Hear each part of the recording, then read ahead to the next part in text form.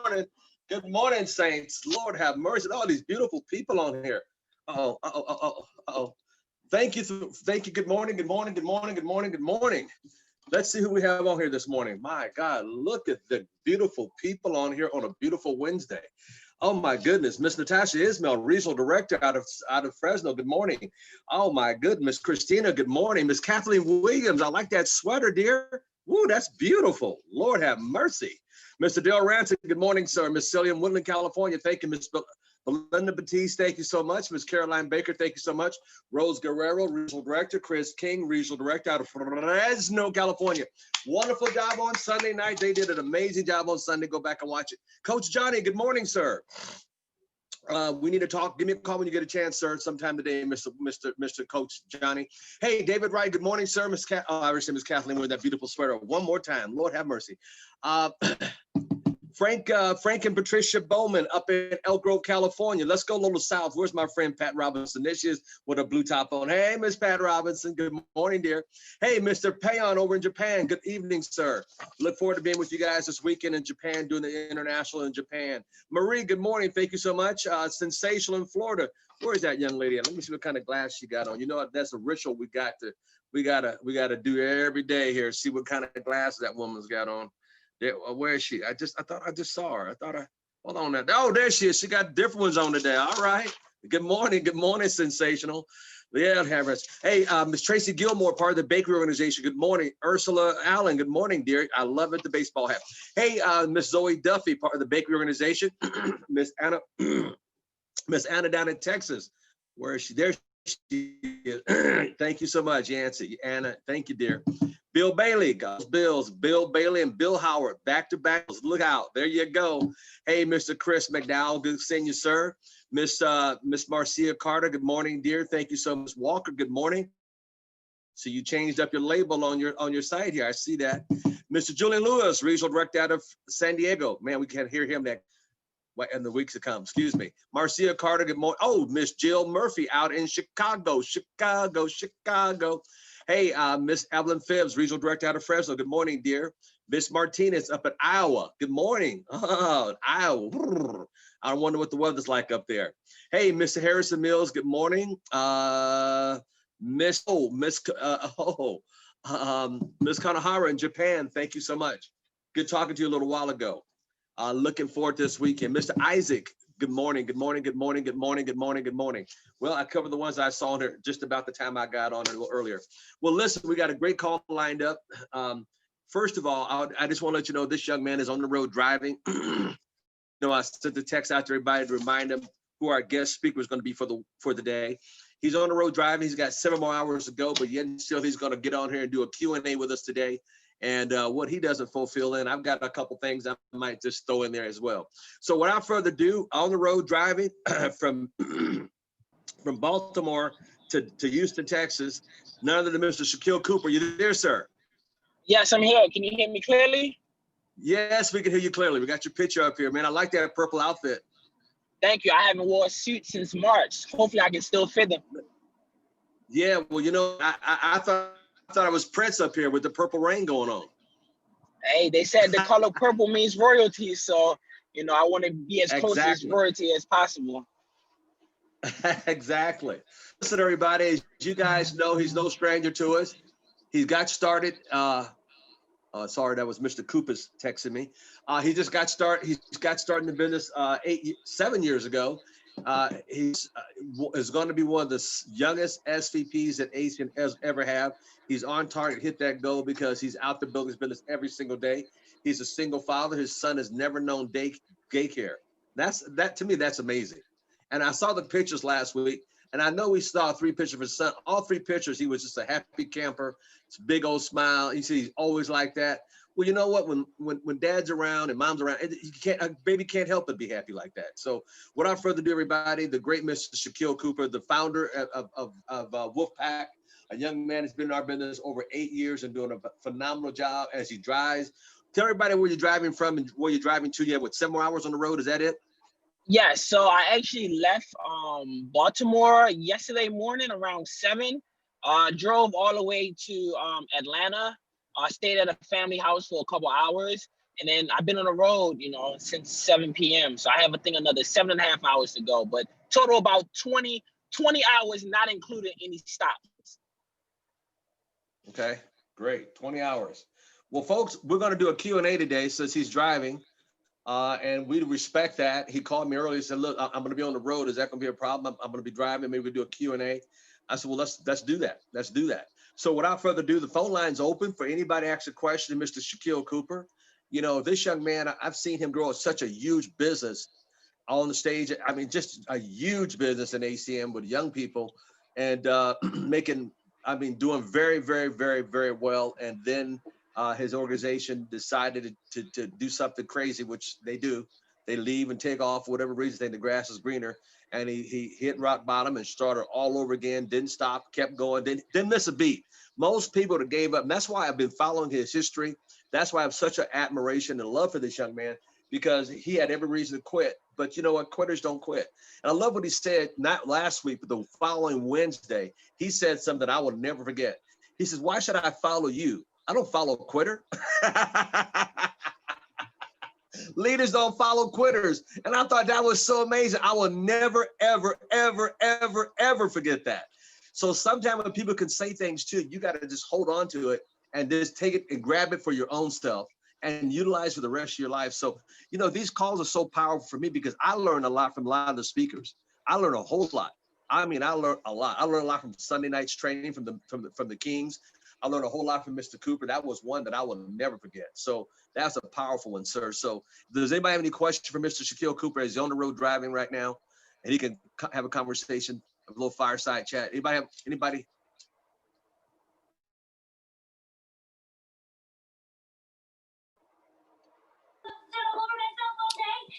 This is Johnny Marin, Coach Johnny out of the Las Vegas market.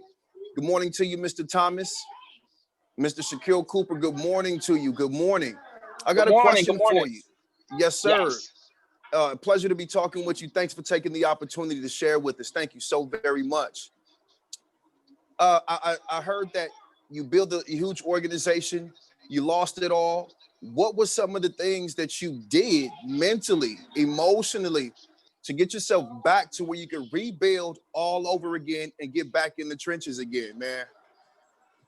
That's a great question. That's a great question. So, honestly, one thing that really motivated me was that I had the blueprint. Can you hear me? Sound like someone's making noise in the background. Can you hear me? So one of the things was that I figured out the blueprint when I got involved in the business. And I read a quote from someone named Mr. Eric Thomas. And he said, when I was listening to him, he said, listen, they can take away the cars, they can take away the homes, they can take away everything from me, but I have the blueprint. And once you have the blueprint, no matter what happened, you can continue to rebuild over and over and over and over again. And what I understood was that the game is numbers. You know, as long as you continue to play the numbers, you will be able to rebuild your business stronger than ever, because when something happened and you lose it, right? You know, when they said you starting over, right? After a failure, you're not starting from scratch. You're starting from a point of where you now have the information that you didn't have before, and you can use it to your advantage to just get better. And a lot of times, most people do not like to fail, but they don't understand that you learn more from your failures than you do from your wins. So your goal is just to go out there and fail as much as possible. And every time you find yourself failing, you also find yourself learning something new that will continue to help you get better and better as time goes on. But at the end of the day, the game is the numbers game. So all I did was just my work ethic. I just turned it up. I just talked to more people, and my team saw that, and they realized, listen, if I just continue to just keep playing the numbers myself, no matter what goes on in my organization, I will rebuild it. And I've watched my leaders have people in that organization also left them, but they just kept working harder and harder and harder and harder. And now today, you know, they're on track to becoming regional vice president, you know, in their first, you know, almost 7 years in the business, and they're all in their 20s. So, you know, imagine, you know, they going through some of the same things I went through, but just so that I just turned my work ethic up, and they did the same thing, because people are watching you to see what you do as a leader, and people only follow what you do. They don't listen to what you do. You're welcome.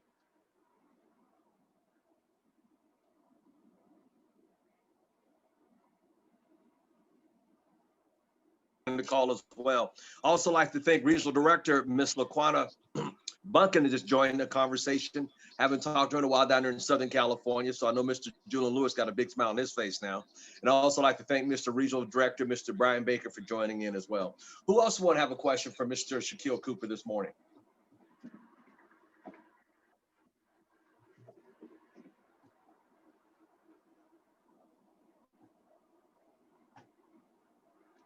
I have a question. This is Ishmael. How you doing? Yes, Mr. How you doing? Yes, Mr. Hi, how are you? I'm from Hollywood Hill, California. What did you do, or what happened to not to fall in that pitfall that make you to lose everything? I don't understand that part. You said what happened? What did you do to fail and lose everything so I don't fall into the same pitfall? So one of the things I would say that helped me failed, honestly, was that when you get involved in a business and you come from a background where, you know, you don't know anything, everything is new, all of this is new to you. I realized that in order for me to learn about, you know, the industry and, you know, just about what to do with the money. You know, a lot of people focus on, you know, I want to make a lot of money, but when you get the money, what do you do with it? How do you maintain it? How do you keep it? How do you multiply it? How do you invest it back into your business? But one of the key things that I did at an early age, that I can honestly tell you, was that I invested into my business. I put a lot of money back into my team and, you know, helping my team get to training events, helping them, you know, be able to have a event as far as, you know, a place that they can come to every single week and invite people to it. I was literally just risking it all so that my team can win. So one thing I would tell you is that if you put your team first and you make sure that they have everything in position for them to win, you will always win. So it's basically just doing it all for your team, putting your team first. Because if you put your team first, when, you know, you go through tough times, you're gonna have your team there that's gonna have your back because they know how much that you put into them. So I would just say, to sum it all up, invest into your peoples, invest into helping them, you know, learn about the industry, helping them by being there when they're going through tough times and not just leaving them there to go through it by themselves, because people will stay in a business with someone that put time and energy into them and really care about them and really want to see them win, compared to someone that just want to make money off of them. So it's basically showing people that you really care about their success and showing them and being there and giving them everything that they need to win in this business, and they will never leave you.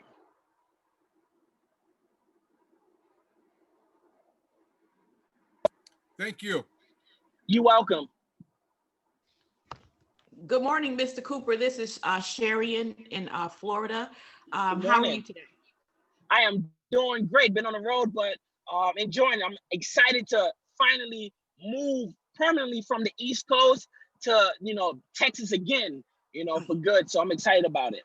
That's good. Texas is a great state. I have a quick question. What does it look like in a day of Mr. Shakeel Cooper, from the time you wake up in the morning, your mode of operation? What are the things that you do to keep you focused and going towards your goals? Okay, that's a great question. So one thing I always do is I listen to a lot of positive affirmations. I go to sleep listening to positive things. So the moment that I wake up and I turn my phone off, I'm already starting my day off motivated. And that's one thing, is feeding yourself positive things, watching videos. Just every single day, you're learning something new. And then from there, you know, I get in contact with, you know, my team. We have webinars set up and make sure that the webinars are, you know, more importantly, the webinars are the most important thing nowadays. And the reason why, because you want to make sure that your day is already planned out. And one thing I tell my team is that, hey, listen, our webinars are 15 to 20-minute max. And the reason why, because we want to have as many webinars as possible, but more importantly, we want to create a duplication system where everyone is doing webinars every single day. But more importantly, the webinars are yielding results. But today, you know, my days are very different, but it always starts off with just positive affirmations and being in contact with my team and seeing, hey, what do you need from me today? Can I do a webinar for you? Can I close a customer for you? I'm just available for my team. And that's the most important thing, because my organization is just growing out of control, that they're running everything on their own. They don't really need me there, but I still want to have my presence there in order to lift some of the weight off of their shoulders and build it with them as a unit. You know, most people, they get to a position and they feel as though, you know, my team can do it on their own, but you always want to be there as a resource just in case, because someone might be double booked and they might need you to fill in for a schedule for them. So you might say, hey, listen, what's your schedule for today? Where can I fill in? Where can I help you out? And then from there, you know, I just continue to just be that person that's very flexible for my team. Because right now I have 2 people that's racing, you know, to RVP in the next 30 to 60 days. And I want to be there for them 100% so that I can help them get it done, so that I can continue to finish off what I need to do to get SVP done. So my mindset right now is just helping my 2 leaders get RVP done in the next 60 days. So that's been my only focus right now. Thank you. You're welcome. Mr. Shakeel Cooper, Al Thomas. Yes, sir. Thank you for the answers. Hey, I'm going to go back to Mr. Ismail for a second, his question. I want you to kind of go into, you know, you're on top, you're doing great. I'm doing building a crazy large young organization around the campuses. Tell them what happened to your people, how they left you, backstabbed you. Kind of talk about that a little bit. I think that was more in line, or give him a better understanding of how did you go from the top to that and then back up again. Will you talk a little bit about that, please? Absolutely, absolutely. So when I started the business, with 2 guys, you know, that was close friends. One of the guys was my best friend from high school. I mean, like I said, we slept on the same couch. You know, we shared, you know, the same food. We was broke together. Like, we came from literally nothing together. And the other guy I'm familiar with in high school also, and we got really close because we was on the same wrestling team. But when we got involved in the business, these individuals, they didn't really have that much. They was at the bottom, you know, they didn't really have that much going on.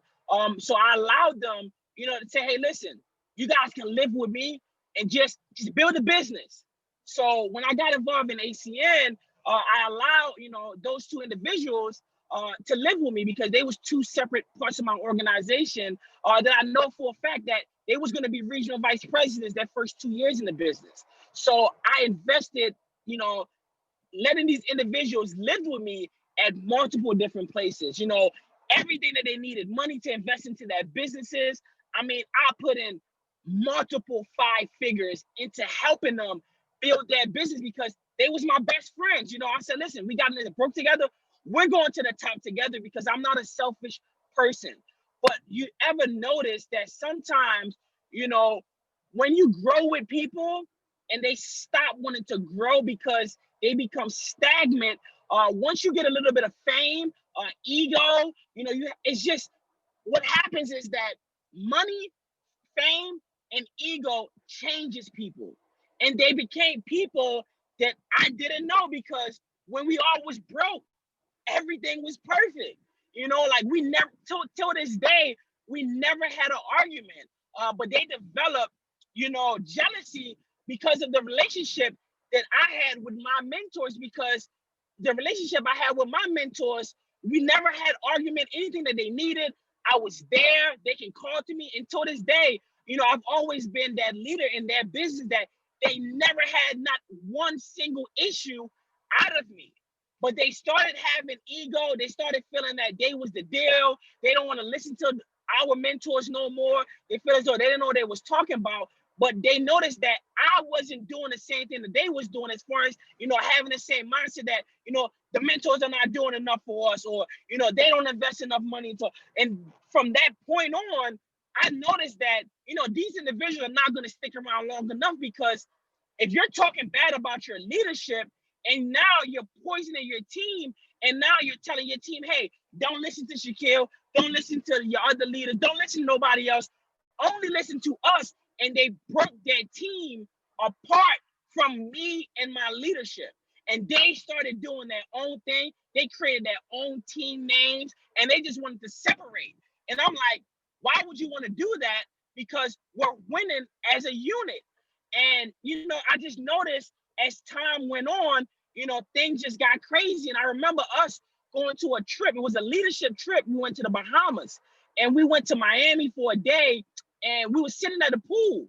And I remember, you know, they coming to the trip, and before the trip, they was just spending their money on sneakers. I'm talking about $1,000 on a pair of shoes, you know, $300 pair of jeans. Like, they was blowing through the money that they was making really, really fast. So they will make a lot of money, but they will go broke because they living really, really fast and reckless. And I was the guy that, you know, I don't care too much for that. My money was gonna go back into my business and just maintaining my lifestyle. And they was just living recklessly because, like I said, they was living with me for free. And the reason why, because I'm like, listen, as long as they're around me, I can know for a fact what they're doing and I can help them. From that point on, we went to Miami, and the ego just got out of control. And we were sitting at the pool, and they asked my mentor, was like, hey, both of them was like, hey, we got a question for you. How do we get a Shakeel position? And my mentor was like, hey, listen, maybe if you stop hating on him and developing that ego and negative energy that you're bringing to the team, then maybe you guys would be continuing to have the success and your business would just grow organically. And from that point on, we went on a trip, and those guys that was just it. We went to the Bahamas, and they was just reckless. They claimed they had no money, but they had a lot of money because we was making a lot of money. So we end up taking care of them on a trip. And imagine taking care of people that don't like you, but you're doing it because guess what? We're bros, we're brothers, you know, we'll get over this. But guess what? To them, they was already over it. They already had plans to quit. And I remember, you know, one day I was at church, and I watched my best friend from, you know, years, from, you know, high school. I watched him start to pick apart people in my organization. And I remember overhearing a conversation with him with one of my business partners, who now today is in his organization still and about to be regional vice president, trying to recruit him to go into another company that was selling juice. And then I remember going to a convention and just having a conversation. I pulled a guy aside and said, hey, listen, I heard you guys at church talking about something, you know, what's going on? And the guy was like, yeah, man, you know, those guys are thinking about leaving and quitting and going to another company. And I was like, oh, wow, that's great. And then at that convention, you know, it came out, you know, I had to talk with my mentors and say, hey, listen, these guys are getting ready to go, you know, they're picking a team apart. And then at that moment, from there, they literally, both of my friends, they literally tag team and ripped my entire organization apart. And if you don't understand that, you understand that people go from everyone excited to everyone do not want to be a part of the nonsense. They don't want to be a part of the drama. Some people are picking sides, and it just became a total mess. Until this day, me and those two individuals, we never had an argument.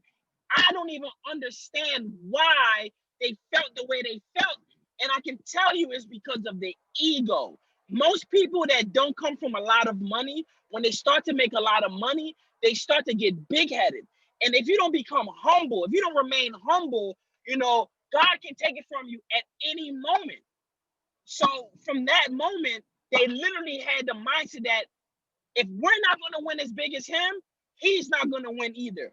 And they ripped my team apart. When I tell you, I literally went from making a ton of money to making barely, maybe a couple $1,000.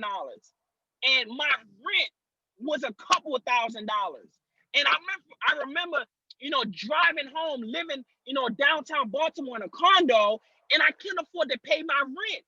And I just literally got this luxury condo where I'm paying almost $3,000 a month for rent. You know, my car note $1,000.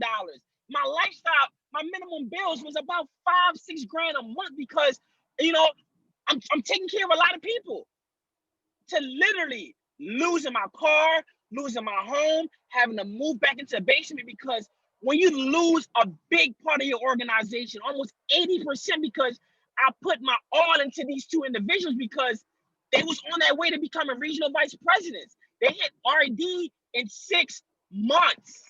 In 6 months, they hit RD. They was on track to become an RVP their first year and a half in the business.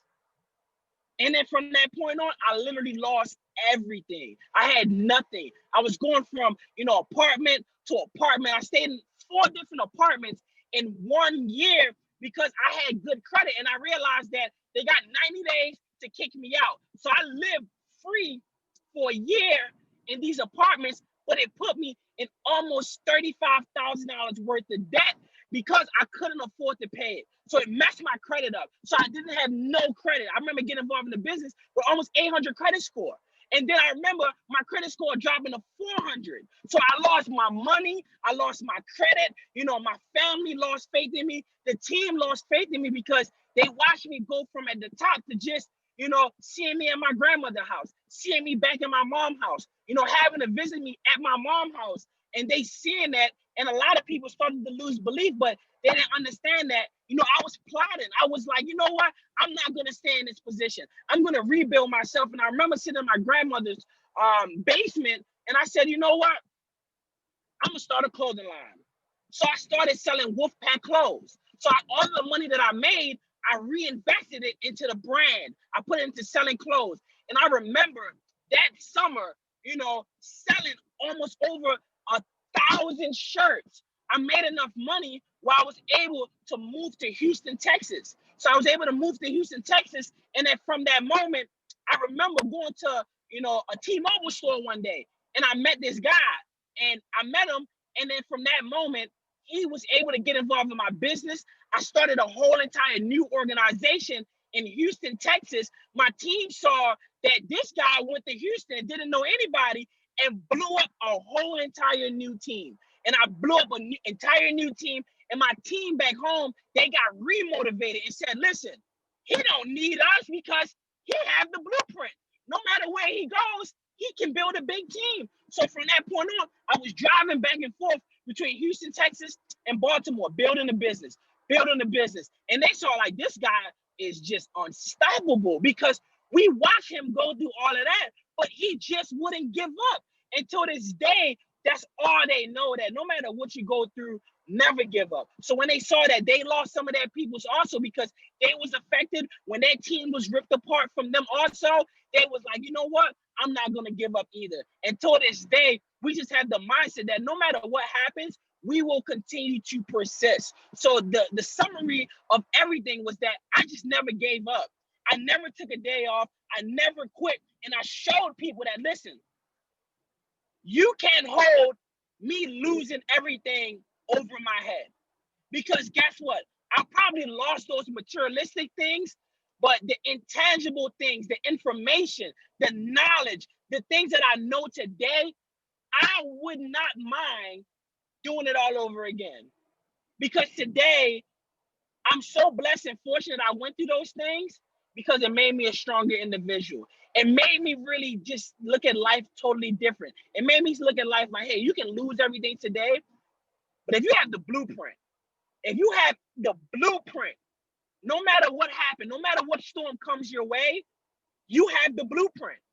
And the blueprint is an unstoppable work ethic, a system of doing meetings. I was doing meetings every single day. To this day, that every person I talk to, they always mention, listen, you put in your work. That's the conversation. When anyone talked to me, they said, bro, you put in your work. You deserve everything that you have today because we've seen that you went through it and you never gave up and you came out on top. And that's what people respect. People respect people that go from at the top to ground bottom, losing it all, and get to a point where they can make it back and become a better individual and teach other people not to go through the things and the lessons and all of the things that I learned today.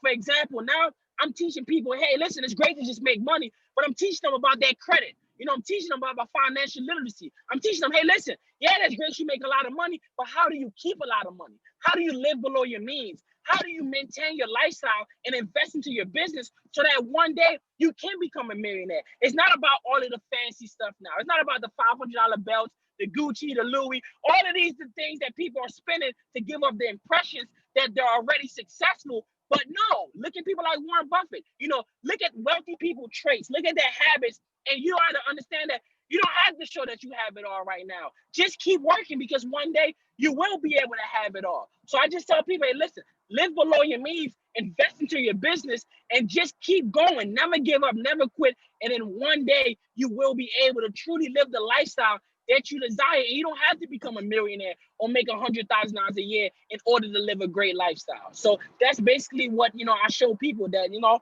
just keep going, never give up, and just understand that everyone's going to go through something. Don't be scared to get beat up by life. The more you get beat up by life, as long as you just keep getting up, you are getting up better and better and better every single time. And a lot of people are scared to fail. I love to fail, because every time I fail, I get better, I get better, I get better. I still fail today. I fail every single day. Stop being scared to fail. Stop being scared to look like an embarrassment or look like a failure in front of the people, because guess what? Once you make it back from those situations, those same individuals are going to be the ones begging and asking you, how did you do it? How did you do it? How did you get out of that situation? Because they know that the average person, once they get knocked down by life, they never get back up. Why do you keep getting back up? How? What's the mindset that you have that you just keep getting back up? How can someone your age get involved in a business, be in business for 7 years, and went through so much and still be here winning? How is it possible that after all of these years and everything that you went through, how do you continue to win? It's because I never give up, and I'm persistent, and I will never give up, because I understand that through every failure, there's a lesson to be learned. Wow. He said that, I don't know if y'all guys got it, but that was a 8-minute one breather. Mr. Ismail, that's what I wanted. I was bringing out of him so you can understand what he did. And folks, you got it all. And that's what I love about him. When I heard this story like that the first time, it blessed me. One, you know, and I love what he just said. Everybody write this down. I'm a peripherally. Don't be average. I can't stand that word average. I remember the first time I bought my big place. I mean, to be nice. I never want an average house, average. I never want anything average. I always want a house like, what does he do? Anyway, and I love it, because one of my favorite mentors that I never met in history was Winston Churchill. And he said exactly what Mr. Shakeel Cooper says: never, never, ever quit. That's been my slogan for 28 years. Never, ever quit. It's amazing. It's amazing how people quit. It's amazing. Like he said, 2 Wednesdays ago, I will never follow a quitter. I love it. I love it. Wow. Another point he said that's very, very, very point that's well taken. His team left him. They jumped to another organization. They left him. And they jumped into another organization, tore his team apart. And then he went down to Houston, build a new team. And he said this, he doesn't need us. He has here's Ken, another key, blueprint. He had what? The blueprint. What? The what? Blueprint. With a blueprint, you can go anywhere. It's a cookie cutter. You can go anywhere with a blueprint. Never give up. He took the blueprint and went to Houston and get a whole new team going. And he said something, why are you guys so worried about failing? Why? I love that. That's so inspirational. You're so worried about what the neighbor gonna say, your broken cousin. What do you care for? They're broker than you are. I love it. Mr. Shakeel Cooper, that was a woo, man. That was a machine gun coming through with a lot of ammunition in it. I love it. Next question. And you know what's funny about that really quickly? You know what's funny about that situation? That team that I built in Houston was the team that got me promoted to regional vice presidents in 3 years and 11 months. Oh, oh my goodness. Don't be average, folks. Write that down. Don't be average. Next question. Who was that? Mr. Shakeel Cooper. Hey, this is Julian Lewis in San Diego, brother. It's good to hear you. How you doing, man? Doing great, man. It's nice to hear from you. I know it. Listen, I need you. So we have similar stories. I had the same thing happen. My business was torn apart, all that. What I want you to do, because if people aren't in the situation, they don't understand. It's the whole reason why we named our team the Blueprint. But let me ask you this. When people run from failure, you've dealt with a lot of it. You've dealt with, and I'm not talking about your own failure. I'm talking about things happening around you where you had to keep a strong mindset. And people look at you today and they say, wow, look at the person he is. Look at how amazing he is. And they don't realize that the challenges that you push through on the way to the success built you to the man you are. How grateful are you for those challenges that you dealt with and your son being able to experience it? And what is it taught you in the way of how you're going to raise your son and how he's going to handle challenges as he becomes a man? Thank you, man. That's a great question. And the best, honest way to answer this question is just everything that I went through, man.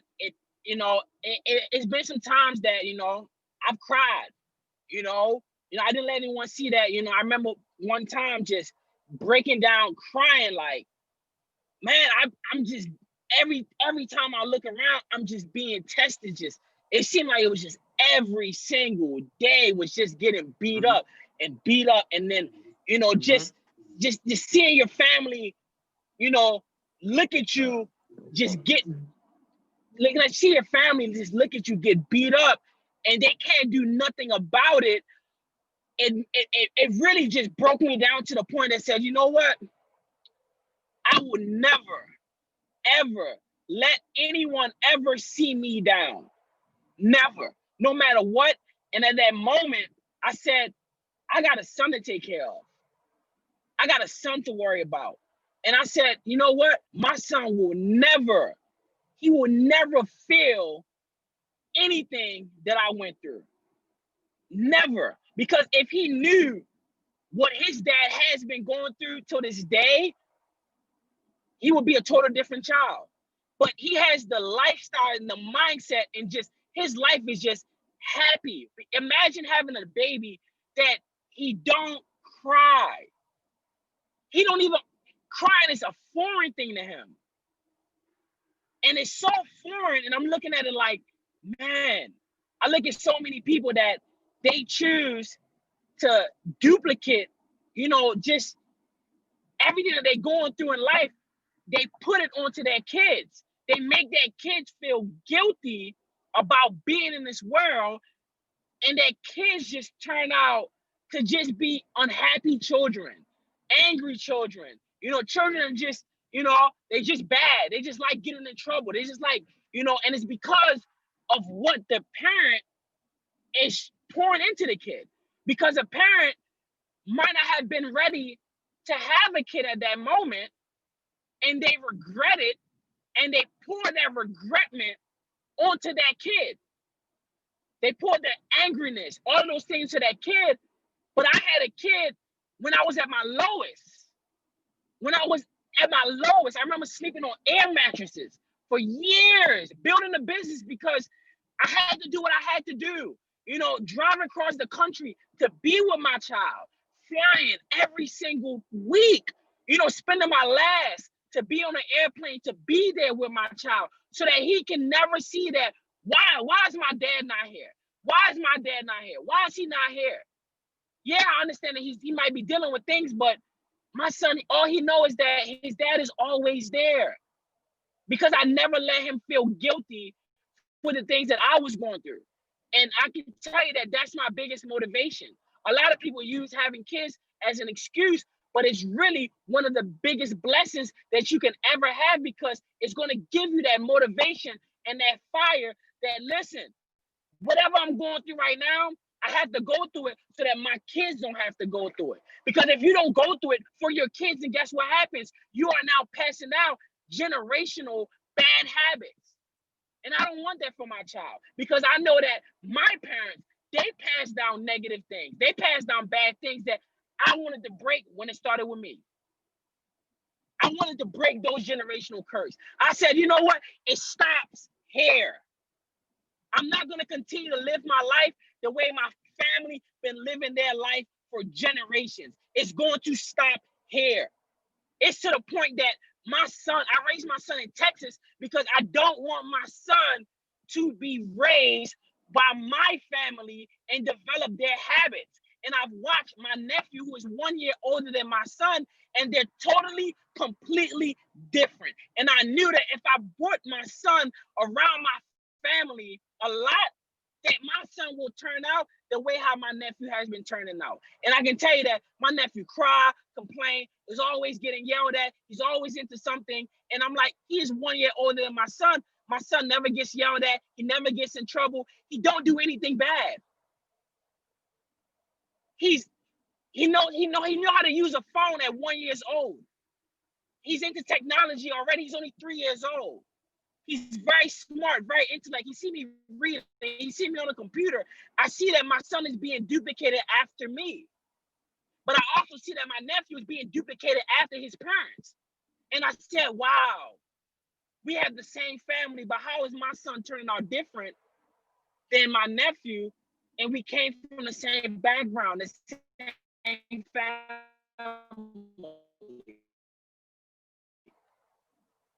So I had to do it. I just had to deal with it, because guess what? It's not about me. Years ago, I made a decision when I had a child, it's not about me anymore.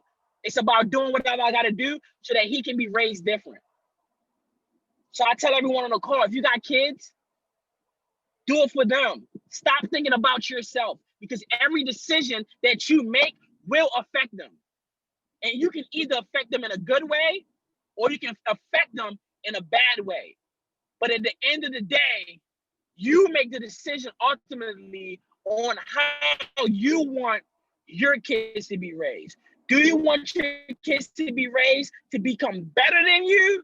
Or do you want your kids to become just like you? And you have to have a real conversation with yourself. Do you really want your kids to be like you? And if you really, truly in your heart do not want your children to turn out like you, then go through everything that you have to go through so that you don't have to continue to pass on these negative generational habits and curses. You want your children to be better than you.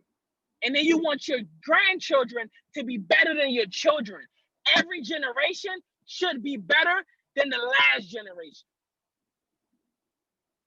So hopefully that was able to answer, your question. Yes, sir. I appreciate that, and I also appreciate what you just said, because that's huge. My daughter is going to be 15, and pouring into her from this from this business and personal development, I can tell you the separation difference is major. So I really appreciate you for everything that you shared. Thank you so much, man. And thank you a lot. And hey, I want to add in, Mr. Lewis, I have such a great deal of respect for you bringing your daughter up like you have. And to me, that's the characteristic of a real man's man. Anybody can have a kid, anybody can have a baby. It takes a real man to raise and be there 110%. That's important. That's important. That's important. That's important. That's important. That's what the world is lacking. Real men.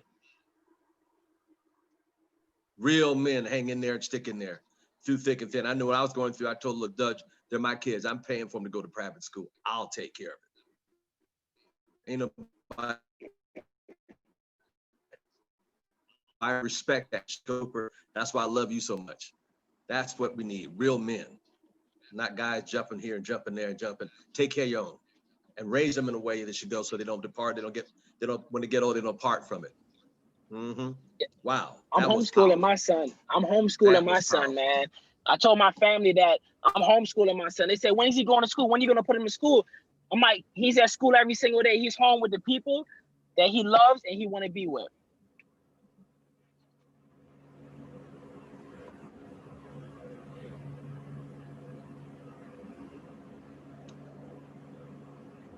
There's a lot of guys, but very few real dads. Men, responsible men, respectable men, accountable men, character, integrity, quality. Woo, that gets my blood excited. That's what I'm talking about. Next question. We got time for one. Woo, I'm enjoying this conversation. Mr. Cooper. We can keep going. Mr. Cooper, this is Dave Cole from Los Angeles. First thing first, Mr. Thomas, thank you for this call. Mr. Cooper, thank you for explaining your job experience, what you went through, having it all, losing it all, then getting it back again. I appreciate that. The question I have for you is this.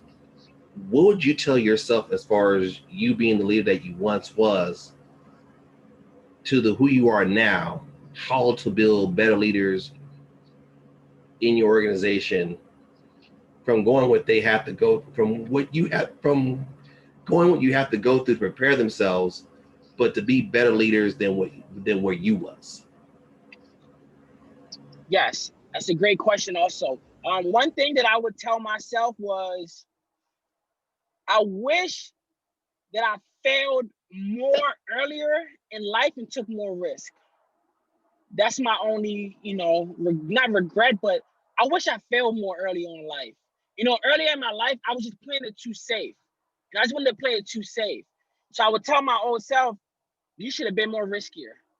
You should have jumped in entrepreneurship at an earlier age. You should have failed more earlier. So that way, when I did get involved in the business, I wouldn't have to deal with some of the things. But like I said, coming from inner city Baltimore, you don't know nobody the only entrepreneur is the drug dealer on the corner. I grew up around drug dealers because that's all you seen when you live in Baltimore City. They was the only people, that look like you, that you seen successful. Until I got involved in this business, I didn't know anyone that wore a suit. I didn't know anyone that was in real estate. I didn't know anyone that owned any type of successful businesses. So a lot of the times, a lot of things was just, first time learning it. So I just wish that I failed. I just wish I failed more at an early age. Mr. Dave Culver, somebody, was that you put up risk as a safe place? No risk. I said risky is the new safe. Yeah, that's correct. There you go. Okay.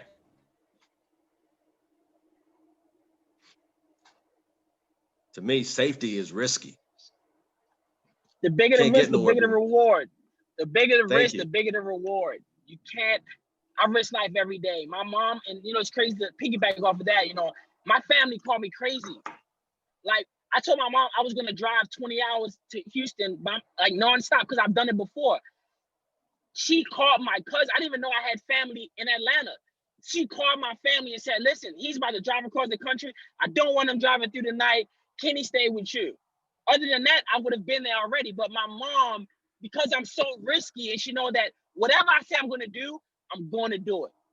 That she's sometimes scared for me because I'm so risky.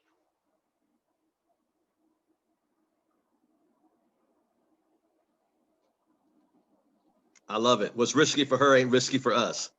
Nope. Like I said, if my mom and dad would hear, so I'm going to the moon, they say, I don't know when he's going, but he's going. Always with people, what we do what we say we're going to do. I love it. The blueprint. Next question. You know what? I remember when I first got started marketing in Sacramento, I remember my group fell apart too. Go ahead. I just want to ask a quick question. Al, sorry about that. It's Mario. Shakeel, man, I want to ask you a question about when you first starting out in the business. And, we attack the family first, of course, and then friends. What do you do in a situation where it's not starting out exactly how you plan for support and, services just, off the top, get it completed? Like, just give me a little a vision of that. How could I accomplish that? Okay, that's a great question again, man. So when I started, I had the support as far as, my family, becoming my customer, only a handful. My grandmother, my aunt, my mom, my stepdad, those people, they had no choice. They just had no choice. But other than that, to this day, I still have no family support. I'm the only person in my family that do the business. They to this day, they don't support me, you know, as far as, you know, with customers and things anymore, or business partners or anything like that, you know. And none of my friends, you know, everyone now today that's in my business, they became my friends. But everyone that I knew before the business, they don't do the business with me. So I will tell you that you will become successful with strangers than your friends and your family members, because your friends and your family members, they love you where you at. They don't listen. People want to see you do good, but not better than them. Your friends and your family members, they know you for you. They in their mind, they knew you all your life for who you are. So by you waking up one day and saying, hey, listen, you know, I want to change my life. I want to be somebody different. They're looking at you like, what you mean you want to do something? You want to be somebody different? Right. You know, you know, I know you. They in their mind, they can't accept the fact that y'all come from the same place, probably went to the same school, the same everything, but you're now is going a different path. And some people can't process that. So what I would tell you is that, listen, who cares what your friends and your family members think? Go build it without them. Because once you made it, everybody is going to be blowing up your phone. Everybody's going to be like, I already knew you can do it, man. If anybody can do it, you can do it. Everybody becomes a believer once you make it. But the moment that you make a decision to do something different, no one. I'm actually, you know, it's crazy you said that. I just made a post on Instagram this morning. I'm gonna read it to you. I literally just made it before the call. It's crazy you said that, right? And it says that, hold on one second. You lose a lot of friends when you get serious about your life and goals. So the moment that you make a decision to be different, expect for your friends and your family members to no longer want to hang with you. Because why would anything, listen, if you're going down a positive road and people are still going down a negative road, positive and negative can't coexist in the same room. Right. So you might want to do something positive with your life, but they still want to do something negative. And not saying negative is bad, but you know, if you say, for example, right, you said, you know what, I don't want to go to the club on Fridays anymore. I don't want to spend all my money at the mall anymore. You know, I want to start investing in the books. They looking at you like, what you mean you don't want to go out and party with us no more? Who do you think you are? You know, you think you're too good for us now? Those are some of the things that you're going to have, you know, to deal with. Because like I said, they know you for so long being who you are. Most people don't want to change because change is scary. You know, most people are afraid of the unknown. But if they only knew that what's on the other side is way better than where they at, they would run through a brick wall to get there. But that's what most people are average mindset. They follow the herd. Most people, they don't want to be leaders as far as the average person do not want to go down a road by themselves. Most people don't want to be, you know, lonely. They want to be around people that they don't want to do the business because, you know, their friends don't want to do the business. But I love being alone, because if you don't love being alone, you will never be successful, because sometimes success is a lonely journey. I call myself sometimes I'm a popular loner, because a lot of times most people, they're just not mentally on the same path in life that I'm going down, because I've realized that, listen, the life that we've been trained for so long is not the life that we should be living. In order to get something different, you have to do something different. No matter what it is, just do something different. Because if you do what everybody else is doing, you'll get what everybody else is getting. And the last thing is this. Ask yourself this question, right? When you listen to somebody's opinion, you take on their lifestyle. I remember when I made the decision to start eating meat 4 years ago, everyone laughed at me. My family, I was the laughing stock of my family, because I made a decision and said, I'm going to start eating healthy. And still to this day, they laugh at me. They crack jokes on me all the time. When I come in the house and I'm eating my salad, or, you know, I'm eating my food, they always cracking jokes on me. But then I turn around every single day, they got to take pills for their health. Right. So who's really the laughing stock? Man, it's real, man. And like you were saying, it's not necessarily they being negative. They just content, and I'm not. The worst thing you want to be in life is comfortable. Right. What'd you say, sir? The worst thing you want to do in life is be comfortable. Never be comfortable. Right. You know one thing I've done, you know, when I lost everything, I told myself I will never be comfortable again. So for the past 5 years, I've been living literally out of a suitcase. Even if I have a place, I live out of a suitcase because I'm always on the go. Successful people are not stagnant. They don't just stay in one place. They're always on the go. If I told myself, listen, I'm going to stay in Baltimore the rest of my life, I said, know what? I'm going to move to Texas. I want to move to Atlanta. I want to live different places. I want to do something different. I do not want to be in the same place doing the same things, hanging around the same people. I don't want to be comfortable. I never want to be comfortable. That's why I'm driving my car across the country with all of my clothes. I gave all my furniture to my grandmother. You know how many times I moved out of my apartments and I gave away all my furnitures?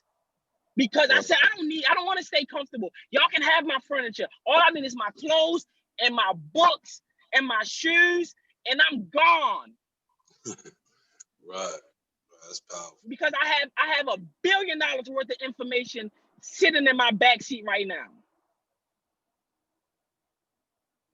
The blueprint, man. Once you have the blueprint, listen, once you start reading more books, you will understand that, listen, that's why they always say, listen, if you want to hire money from somebody, put it in a book. You can have $10,000 sitting in a book right in front of somebody and leave it there for 30 days. And I promise you, when you come back, you'll still be sitting right there because the average person will never take time out of their day to pick up a book.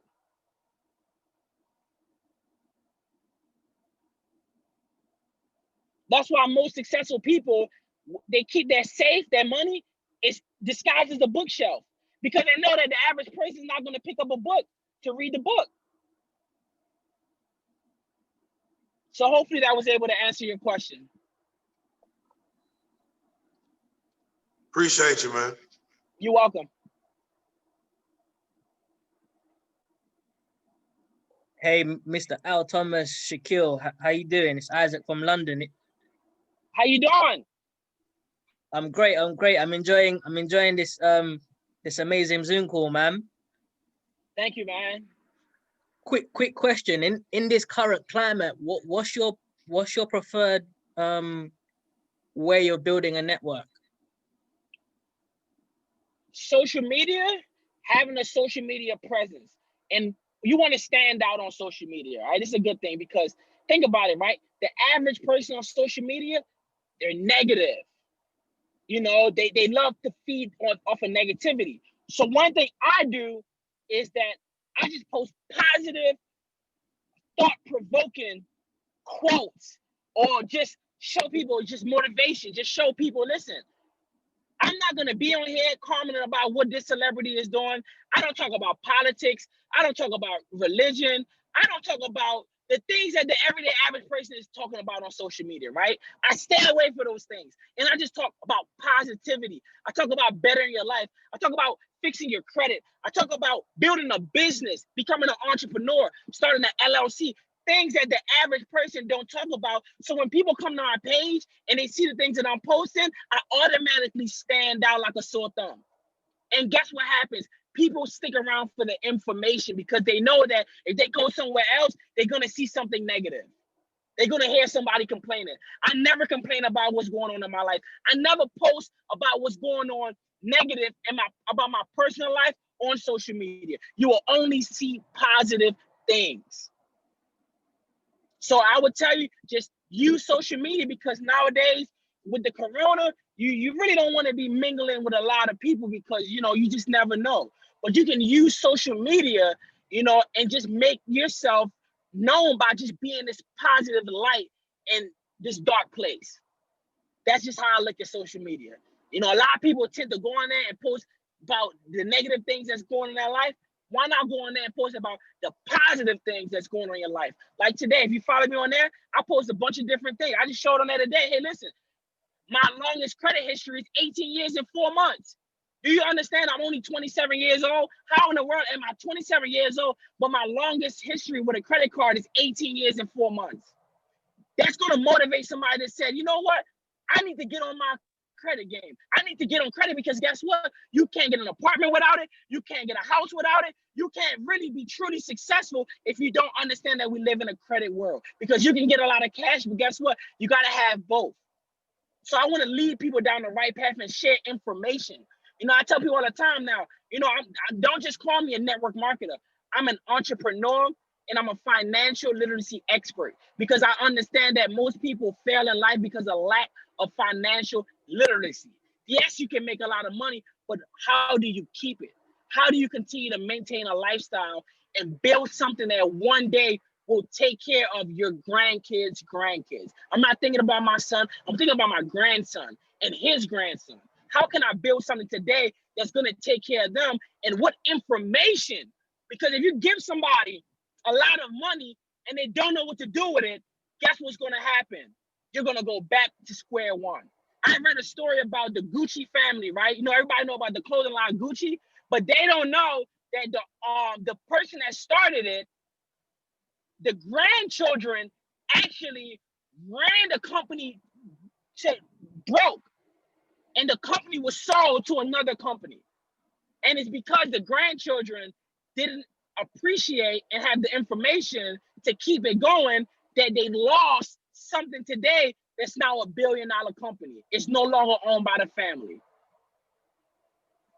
So information is something that can be passed down, because once you have the information, it's in your DNA. You can continue to pass it down. Listen, they can take everything from you, but they can't take the information that you learn. They can't take the knowledge from you. They can't take it from you because it's already programmed in your mindset. It's like driving a car. Once you know how to drive a car, you always know how to drive a car. Once you know how to ride a bike, you always know how to ride a bike. It's no different.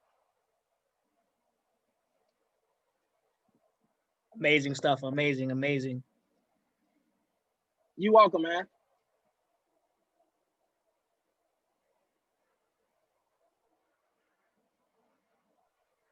Next question. Thanks for calling from the UK.